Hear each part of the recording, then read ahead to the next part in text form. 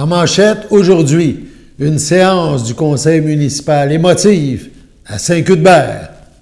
Bonjour et bienvenue à votre bulletin d'information sur les ondes de CTRB, votre télé locale et régionale. Aujourd'hui, le 5 juin, Alain Belle-Humeur au pupitre. Donc, aujourd'hui, le bulletin sera pratiquement consacré totalement à la municipalité de Saint-Cuthbert. Le conseil municipal a tenu une séance, la séance mensuelle, donc cette semaine, et la majorité des points que nous abordons découlent de ce conseil municipal cuthbertois. Donc, à Saint-Cuthbert, les élus ont décidé en début de séance de rendre un hommage à Louise Jacques, conseillère municipale, décédée le 10 mai dernier à 56 ans. Elle laisse dans le deuil son époux, Daniel Fafard, et ses enfants, Caroline et Pascal. Écoutons un hommage, donc mentionné en début de séance, effectué par le maire de Saint-Cuthbert, Richard Belle-Humeur. On veut annoncer à la population le décès de Louise Jacques, une amie, une collègue conseillère. Louise va nous manquer par sa présence, c'est de son expertise au sein du conseil. Sa vision des ressources humaines était importante pour nous. Sa rapidité d'esprit, sa façon de voir les choses, encore une fois, son esprit d'équipe, ses projets. Donc, la bibliothèque faisait partie de ses grands projets. Elle avait ça à cœur. Donc, on peut dire qu'on va poursuivre son projet en son nom. En tout cas, on ne lâchera pas de morceau là-dessus. On va rénover la bibliothèque. On va poursuivre le petit rêve de Louise. Ça répartit.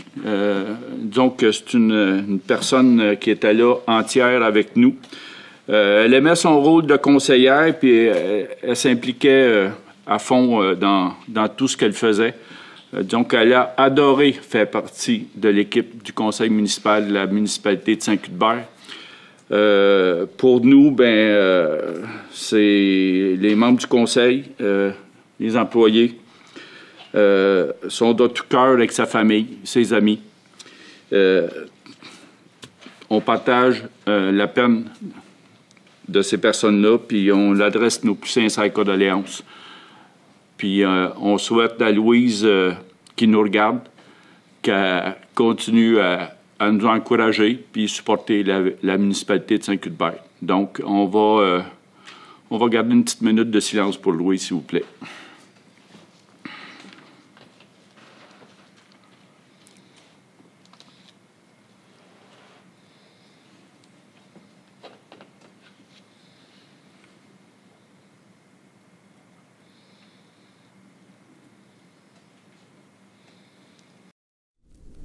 Lors de cette séance du conseil municipal, il a aussi été fait mention, et bien sûr que le poste de conseiller qu'occupait Madame la conseillère décédée devra être comblé. Écoutons un nouvel extrait de cette séance. Point 6, élection municipale, avis de vacances au poste de conseillère numéro 4. Oui. Donc, c'est conformément à l'article 333 de la loi sur les élections référendums dans les municipalités. Je vous informe que le poste de conseillère numéro 4 est vacant, puis que l'annonce d'une élection partielle, la date de cette élection-là, va se faire par un avis d'élection qui va être publié d'ici 30 jours. Donc, c'est simplement une affirmation. Merci. En lien avec ce même sujet, le poste vacant au conseil municipal, déjà 2 personnes se sont manifestées pour remplacer Mme Jacques, décédée, on vous l'a dit tantôt, donc le poste, pour combler le poste devenu vacant. Il s'agit, dans un premier temps, de Mme Élise Fafard. Elle l'a mentionné lors du conseil municipal.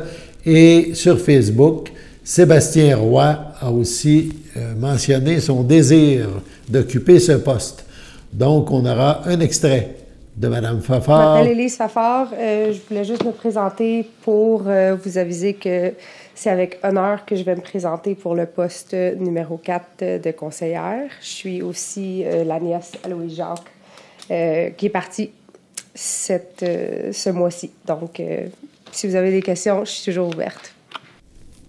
Monsieur Roy, lui, a fait part de ses intentions sur Facebook. Voici donc son message. Bonjour, Saint-Cuthbert. Ayant pris connaissance de l'ouverture du poste de conseiller numéro 4, je souhaite vous exprimer mon vif intérêt pour cette position. Bien que n'ayant pas d'expérience directe en politique municipale, je suis profondément passionné par le bien-être de notre communauté et les enjeux sociaux. Je crois fermement que mon point de vue unique pourrait apporter un vent de fraîcheur au Conseil. Mon engagement envers la communauté m'a toujours poussé à chercher des solutions innovantes et inclusives pour améliorer la qualité de vie de nos résidents.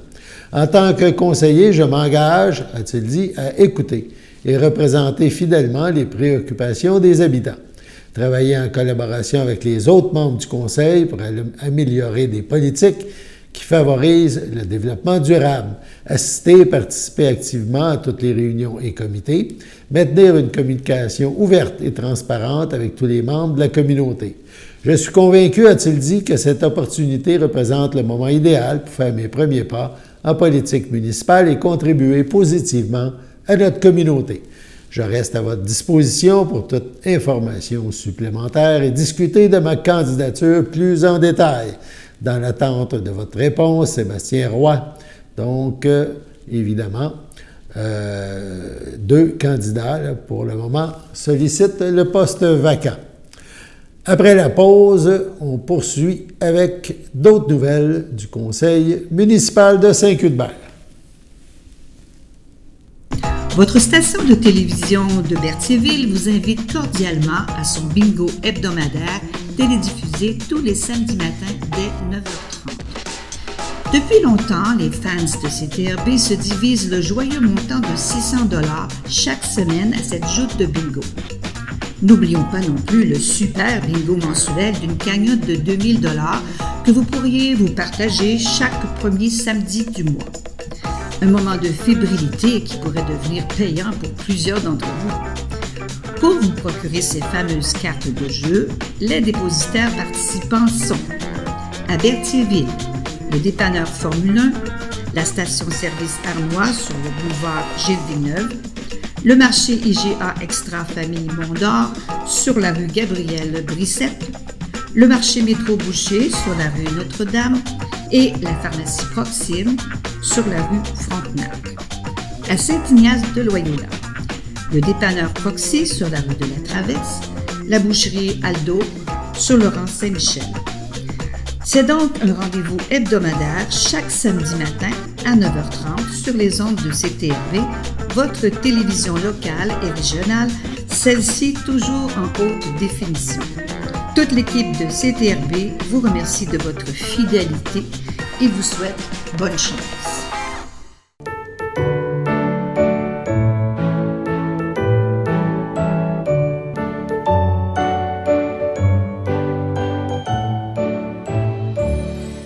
En ce 5 juin, voici donc les anniversaires à souligner.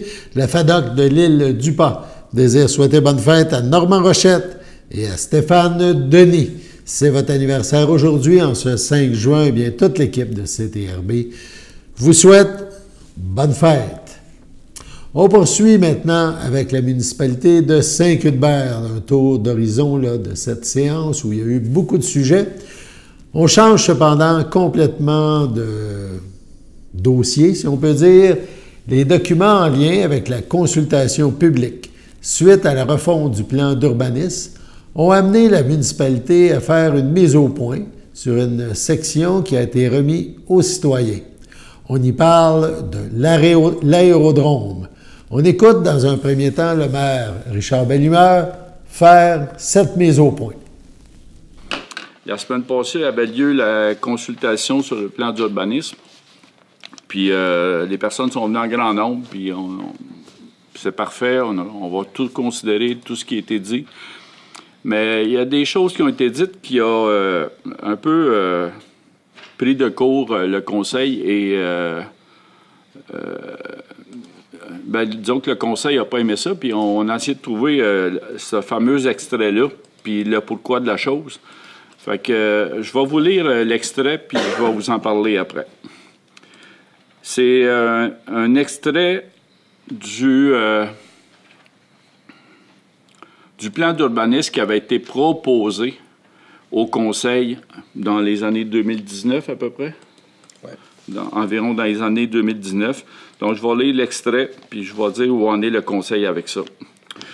Dernièrement, un aérodrome a vu le jour à Saint-Cuthbert dont la piste d'atterrissage se situe en zone agricole et dont les bâtisses se situent en zone de villégiature résidentielle. Un aérodrome est de juridiction fédérale et c'est pourquoi elle peut s'établir en zone agricole et sans respecter les règlements d'urbanisme municipaux. L'aérodrome peut être une source de nuisances sonores et a fait l'objet de contestations de la part de la population. La municipalité a fait des consultations publiques en matière de zonage. Il en résulte que la population s'oppose à tout changement de la réglementation municipale qui auront comme conséquence de permettre directement ou indirectement des projets qui ne sont pas de juridiction fédérale et qui favoriseront l'exploitation de l'aérodrome. Point. C'est l'extrait en question, ça a été rapporté. Puis, ça nous a pris de court parce que ça nous a été dit comme quoi ça faisait partie du règlement d'urbanisme que tous ici, on s'est posé beaucoup de questions. On n'a pas répliqué, puis en fin de compte, c'était une consultation. On n'avait pas à répliquer. Mais on se demandait, bien gros, où est-ce que ça venait, cette affaire-là?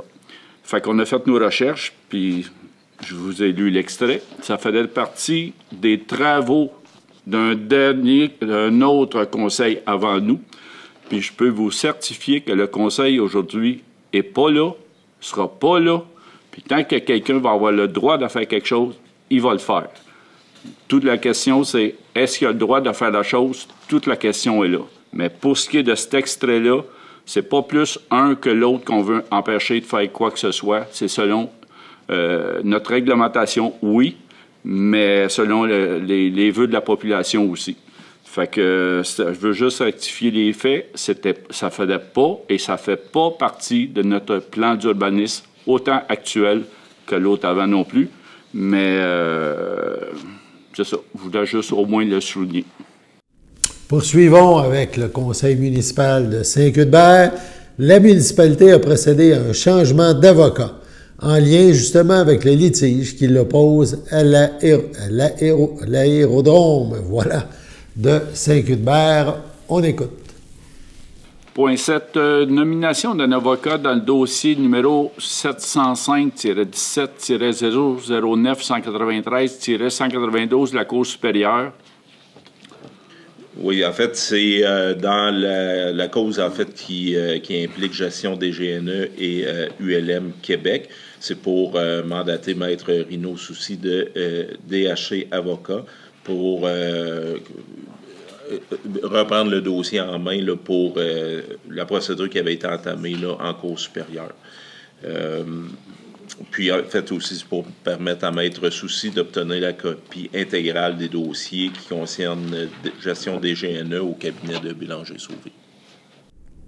Une explication en lien avec ce point a aussi été donnée, cette fois lors de la période des questions.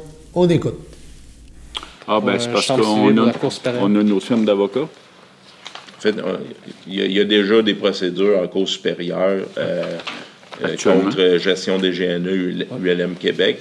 En fait, le but de la procédure, c'est pour avoir un jugement pour déterminer vraiment ce qui constitue une activité fédérale en matière d'aéronautique et quelque chose qui est soumis à la réglementation municipale et provinciale. Okay. Ce qui n'est pas clair, puis c'est ça le litige que le Conseil a avec Gestion des GNE. Et c'était Maître Chéné de Bélanger-Sauvé qui avait le dossier, puis le Conseil a décidé de changer d'avocat pour poursuivre le dossier. Okay. Ce sera donc un dossier à suivre. Donc, soyez à l'écoute de CTRB qui suit ce dossier. On poursuit maintenant, toujours avec ce conseil municipal, où il y a eu beaucoup de sujets importants à Saint-Cuthbert. Donc, en terminant, on reparle de la consultation publique qui continue de faire jaser au au niveau de la population. Il y a 2 questions ou demandes qui ont été présentées lors de la séance du conseil municipal. Un citoyen a amené le conseil à se questionner, notamment, sur l'utilisation de la paille pour l'isolation des maisons. On écoute. Mais on se demandait, bien gros, où est-ce que ça venait, cette affaire-là? Fait qu'on a fait nos recherches, puis je vous ai lu l'extrait. Ça faisait partie des travaux d'un autre conseil avant nous. Puis je peux vous certifier que le conseil aujourd'hui n'est pas là, sera pas là. Puis tant que quelqu'un va avoir le droit de faire quelque chose, il va le faire. Toute la question, c'est est-ce qu'il a le droit de faire la chose? Toute la question est là. Mais pour ce qui est de cet extrait-là, c'est pas plus un que l'autre qu'on veut empêcher de faire quoi que ce soit. C'est selon notre réglementation, oui, mais selon les vœux de la population aussi. Fait que je veux juste rectifier les faits. Ça faisait pas et ça fait pas partie de notre plan d'urbanisme, autant actuel que l'autre avant non plus. Mais c'est ça. Je voulais juste au moins le souligner. Donc, on passe au point 3. Adoption de l'ordre du jour. Oui, je veux juste mentionner qu'on va retirer le point 13. En fait, oui. le point 13, il y a un problème de libellé, mais oui. Aussi c'est en lien avec un organisme qui fait les dons, donc c'est mal exprimé, puis oui. Ça va se faire d'une façon dans une séance subséquente. Ça va se faire dans une séance subséquente. On va impliquer d'autres personnes avec nous pour faire souligner ce moment-là, justement. Puis au lieu d'être justement ce qui est nommé, c'est pas acquisition de 1 000 de livres, c'est un don de 1 000 de livres à la municipalité. Une valeur de 1 000 de livres à la municipalité, mais on va souligner d'une autre façon. Okay. Donc, adoption de l'ordre du jour tel que modifié, d'abord. Sylvain Toupin, appuyé par Richard Dion. Tout le monde est d'accord? Oui, oui. Oui. Période de questions. Première période de questions. S'il y a des questions dans la salle. Oui. S'il y a des questions dans la salle, en ligne. Questions, commentaires. Oui. Allez au micro, nommez-vous pour les personnes en ligne. C'est en rapport avec le plan d'urbanisme, mais pas l'aérodrome. Oui. C'est comme on n'a pas pu assister à la rencontre de consultation. C'est dommage. Fait qu'on s'est dit on allait poser notre question ici. Alors, on a regardé au niveau des règlements par rapport à la construction. À l'article 22, je pense, là, il y a une restriction sur les matériaux isolants pour les maisons. Et, entre autres, ça inclut la paille. Alors, je pense qu'il y en a quelques-uns ici qui savent que Daniel et moi, on vit dans une maison isolée au ballot de paille et qui a été construite il y a une vingtaine d'années. Et pour laquelle il y a beaucoup d'informations sur le facteur isolant de R30 à la Société canadienne d'hypothèques et logements. Il y a des informations aussi par rapport au fait que c'est supérieur aux matériaux traditionnels pour les incendies. Il y a beaucoup de choses qui font en sorte que ce matériau-là est utilisé à plusieurs endroits et partout dans le monde. Alors, on se demandait sur quelle base l'inclusion de la paille a été mise au niveau des restrictions d'isolation. Il y a d'autres choses, là, il y en a d'autres, mais celui-là, ça nous a questionnés. Et on se demandait à cette étape-ci, est-ce qu'il y a moyen de revoir un peu... parce qu'il y a beaucoup d'études sur le sujet, là, puis on se demande comment la décision a été prise. Bien, la consultation servait justement à ce que vous venez de faire, à venir nous informer de tout ça. Okay. Puis, bien là, tout le monde en a pris connaissance. Pour les raisons en tant que telles, je ne faisais pas partie du comité, mais on va le rapporter. Il y a des gens ici qui en faisaient partie. Ouais. Est-ce qu'on peut savoir les motivations pour inclure ce matériau-là? Bien, pour ce point précis-là, il n'y a vraiment pas eu de débat, dans le sens, mais on peut vérifier. Et si tout ce que vous avez apporté s'avère qu'on peut changer, que ce matériau isolant-là, qui est la paille, peut être utilisé, bien, peut-être qu'on pourra, à ce moment-là, faire un changement. Mais avant, on va faire nos vérifications nous-mêmes. Mais quand vous l'avez inclus, quel genre de vérification qu'il y a eu? D'où ça vient, cette décision-là de C'est la l'inclure? consultante qui nous a proposé ces matériaux de prohiber ces matériaux La isolants. consultante du gouvernement du Québec? Non. Consultante en urbanisme qu'on a engagé pour faire la mise à jour du plan d'urbanisme. OK. Elle, spontanément, là, elle a décidé que Ça la ne doit pas passe, être spontanément. Disons que ça a dû réfléchir, mais on va y apporter un autre point de vue. OK. Est-ce Bon. qu'on peut vous mentionner les places pour faire les recherches? Oui, parce que la Société canadienne d'hypothèque et de logement a des recherches là-dessus. Il y a aussi l'Institut national de recherche. Ben, disons qu'on a vos noms, puis au besoin, on vous contactera. Là. On va commencer par mentionner votre interrogation, votre point. Puis il n'y a rien qui dit qu'on ne l'inclura pas. Là. OK. Parce que là, l'adoption est prévue pour le prochain conseil ou pour... Oui, mais on va peut-être retarder un peu. OK, parce que vous avez trop de choses on attend d'analyser toutes les...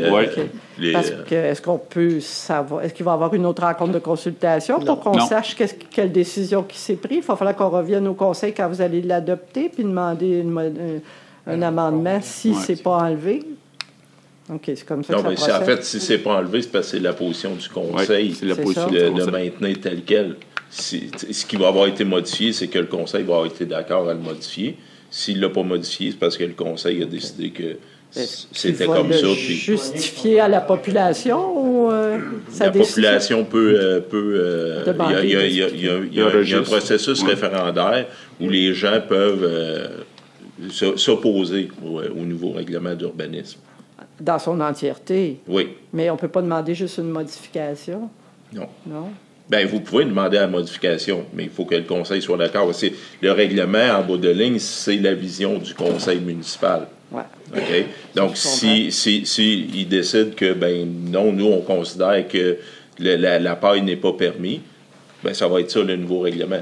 Mais votre maison est déjà construite, vous avez été en droits acquis. Il n'y aura pas de problème, c'est juste qu'il n'y aura pas... Si je passe au feu, je ne pourrais pas reconstruire. Oui, vous avez 18 mois pour reconstruire comme...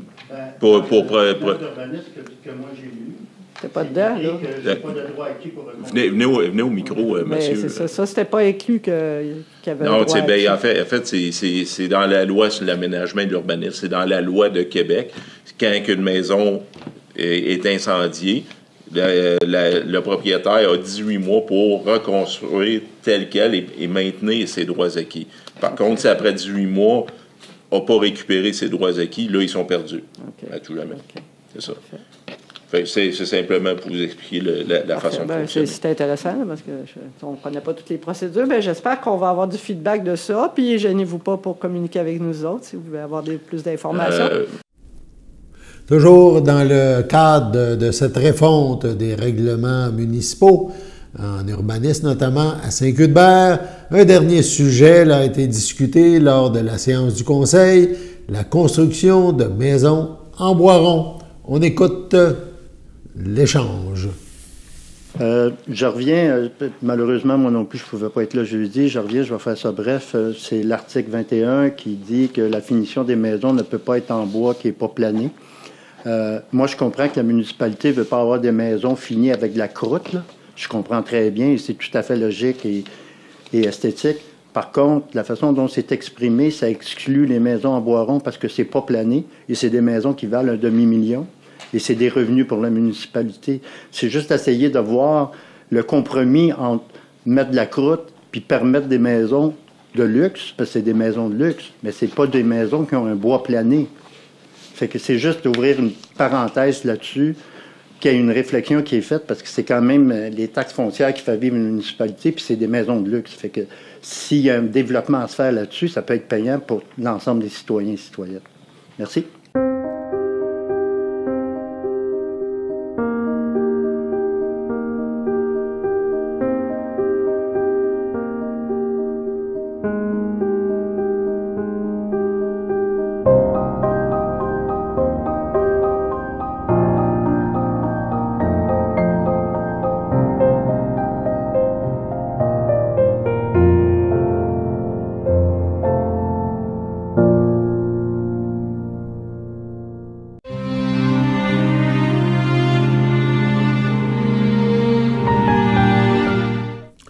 CHDL Saint-Charles-Borromée le 28 mai. À l'âge de 73 ans, est décédé M. Serge Vadnet, époux de Daniel Caillé, demeurant à Berthierville. Il laisse dans le deuil son époux, outre son épouse, ses fils Mathieu Vadnet, Patricia Beaufort, Simon Vadnet, Valérie Ouellette, Martin Vadnet, Cathy Desrosiers, ses 5 petits-enfants, Florence, Aurélie, Elliot, Alice et Zach, sa mère, Mme Annette Plante, feu Alphiri Vadnet, sa sœur, ses frères, ses beaux-frères et belles-sœurs, Ginette Vadnet, Claude Vadnet, Suzy Charret, Carole Vadnet, Linda Brizard, ses filleuls, Richard et Marc-Antoine Caillé, Claude Caillé, Hélène Bérard, Nicole Caillé, Jean-Claude Rouis, Jean-Guy Caillé, Marcel Vincent, Michel Caillé, Aline Fafard, Gilles Caillé, Judith Parenteau, Claudette Caillé, ainsi que plusieurs neveux, nièces, des oncles, tantes, autres parents et amis. Veuillez compenser l'envoi de fleurs par des dons faits aux soins palliatifs du CHDL de Saint-Charles-Borromée. Des formulaires seront disponibles au salon. La famille vous accueillera vendredi 7 juin, 19h à 21h, au complexe funéraire F. Thériault, 741 rue de Notre-Dame à Berthierville. Et le samedi 8 juin, dès 9h. Suivront les funérailles à 11h en l'église Sainte-Geneviève de Berthier. M. Serge Vadnet sera inhumé au cimetière de Berthierville le même jour. Au CHDL Saint-Charles-Borromée, le 31 mai, à l'âge de 94 ans et 5 mois, est décédé M. Gaétan Savignac, fils de feu Louis Savignac et de feu Alice Laporte, demeurant à Berthierville. Photographe durant plus de 60 ans, presque 70 ans, très connu dans la MRC d'Autrey, membre fondateur de notre télé communautaire CTRB et du musée Gilles Villeneuve. Parti vivre dans une autre dimension, il laisse sur terre ses enfants, Anne Savignac, feu Michel Plante, Guy Savignac, leur mère, Janine Lemire, ses petits-enfants, Christine Plante, Martin Billette, Danny Plante, Stéphanie Cake, Virginie Savignac, Charles Savignac et ses arrière-petits-enfants, Élie, née Sarah-Jeanne, Antoine, Daphné et Flavie Billette, Emma Plante, Jonathan et Samuel Cake Plante, ainsi que plusieurs autres parents et amis. La famille vous accueillera jeudi 13 juin dès midi au complexe funéraire Thériault à Berthierville. Suivra une liturgie en la chapelle du complexe à 14h30. M. Savignac sera inhumé au cimetière de Berthierville le même jour. Sur ce, passons à la météo.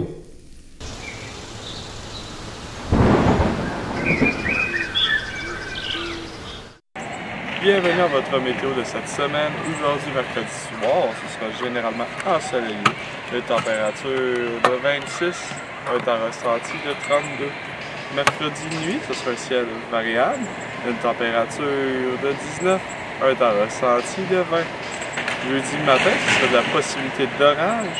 Une température de 23, un temps ressenti de 27, moins de 1 mm de pluie. Jeudi après-midi, ce sera nuageux avec orage, une température de 27, un temps ressenti de 33, environ 5 mm de pluie. Jeudi soir, ce sera nuageux avec orage, une température de 22, un temps ressenti de 26, environ 15 à 20 mm de pluie. Et voilà, c'était tout pour votre météo.